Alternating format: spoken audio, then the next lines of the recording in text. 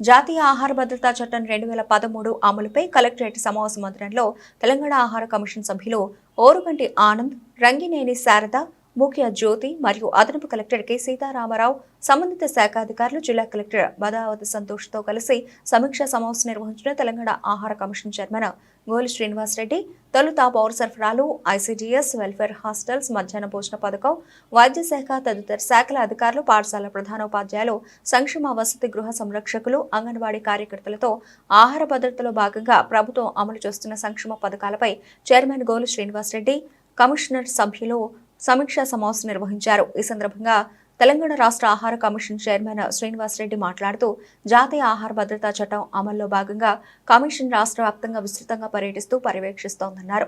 అందులో భాగంగానే నేడు నాగర్ కర్నూలు జిల్లా కల్వకుర్తి, వెల్దండ మండలాల్లో కమిషన్ సభ్యులతో కలిసి అంగన్వాడీలు, వసతి గృహాలు, నిత్యావసర సరుకుల పంపిణీ వ్యవస్థకు సంబంధించి తనిఖీలు నిర్వహించానన్నారు.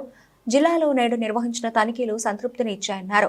కలెక్టర్, జాయింట్ కలెక్టర్లు పౌర సరఫరాలు, స్త్రీ శిశు సంక్షేమ, విద్యాశాఖ, వెల్ఫేర్ హాస్టల్స్, మధ్యాహ్న భోజన పథకంపై తదితర శాఖల అధికారులతో సమీక్షా సమావేశాలు నిర్వహించడం జరిగిందన్నారు. పోర్టిఫైడ్ బియ్యంపై జిల్లాలోని వసతి గృహాల్లోని అంగన్వాడీ కేంద్రాల్లోనూ అవగాహన ఉండడం సంతోషాన్నిచ్చిందన్నారు.